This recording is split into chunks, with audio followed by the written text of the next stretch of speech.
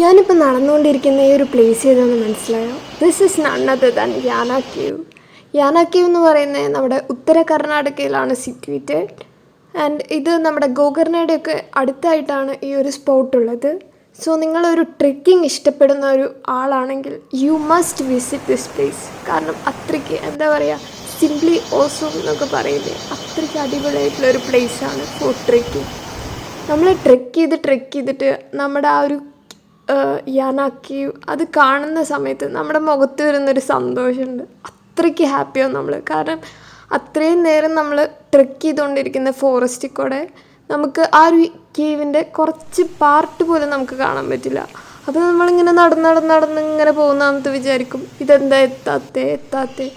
പക്ഷേ നമ്മൾ ആ ഒരു കേവിൻ്റെ ആ ഒരു ചെറിയ പോർഷൻ കാണുമ്പോൾ നമുക്ക് അത്രയും സന്തോഷമാവും.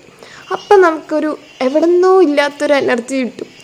ഇനി കുറച്ച് ദൂരം കൂടെ ഉള്ളൂ, അപ്പം നമ്മൾ വേഗം പോവാം, നമ്മൾ വേഗം എത്തും, ആ ഒരു സംഭവം മൈൻഡിൽ വരും. സോ അങ്ങനെ നമ്മളും എത്തി നമ്മുടെ യാന കേവിൻ്റെ ഉള്ളിൽ.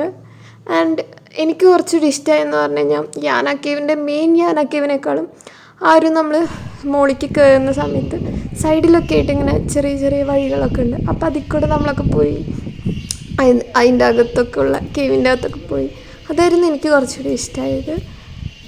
അപ്പോൾ ഞാൻ പറയുകയാണെങ്കിൽ മസ്റ്റ് വിസിറ്റ് ട്രെക്കിംഗ് പ്ലേസാണ്. ട്രെക്കിങ്ങിന് പോകാനാണെങ്കിലും അടിപൊളിയാണ്. സത്യം പറഞ്ഞാൽ ഞങ്ങളും യാന കേവ് എത്തേണ്ടതല്ല, നമ്മൾ ശരിക്കും മണിപ്പാൽ പോകാമെന്നാണ് വിചാരിച്ചത്. ബട്ട് അത് ഒരു 2 times നമ്മൾ പോയിട്ടുണ്ട്. അപ്പോൾ വിചാരിച്ചു നമുക്ക് വേറെ എവിടെയെങ്കിലും സ്പോട്ട് പോവാം. അപ്പോൾ ഹൊണാവർ പോകണമെന്നുണ്ടായിരുന്നു. ഹൊണാവറും കർണാടകയിൽ തന്നെയാണ്. അപ്പോൾ അവിടെ പോകണമെന്നുണ്ടായി. അപ്പോൾ നമ്മൾ ബസ്സൊക്കെ കയറി, KSRTCയിലാണ് കയറിയത്. ബസ് കയറി, പിന്നെ ഫ്രണ്ട് ഇങ്ങനെ പിക്ചേഴ്സ് കാണിക്കായിരുന്നു വേറെ സ്പോർട്സിൻ്റെ. അപ്പോൾ ഇങ്ങനെ വിചാരിച്ചു ഹൊണാവർ പോകണ്ടെന്ന്, യാന കേവ് പോവാം, അതായിരിക്കും കുറച്ചുകൂടി ബെറ്റർ. അങ്ങനെയാണ് ഇവിടെ എത്തിപ്പെട്ടത്. നമ്മൾ ഉടുപ്പിയിൽ നിന്നാണ് ബസ് കയറുന്നത്, KSRTC. ഉടുപ്പി ടു കുംട്ടയാണ് ബസ് കയറിയത്. നമ്മുടെ കുംട്ടയിൽ നിന്ന് 2 ബസ്സേ ആകെയുള്ളൂ യാന കേവിലോട്ട്.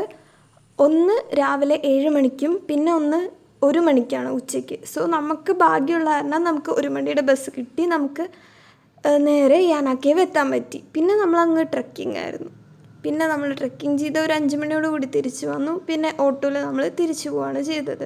നിങ്ങളിനി എന്തിനാ വെയിറ്റ് ചെയ്യുന്നേ? വേഗം പോയിക്കോ യാന കേവിലോട്ട്. അവിടെ താഴെ ഒരു മാഗിയൊക്കെ കിട്ടുന്ന സ്ഥലമുണ്ട്. അവിടെ നിന്നൊരു നല്ല ചൂട് മാഗിയും കഴിച്ച് എൻജോയ് ചെയ്ത് ട്രെക്ക് ചെയ്തിട്ട് വായോ.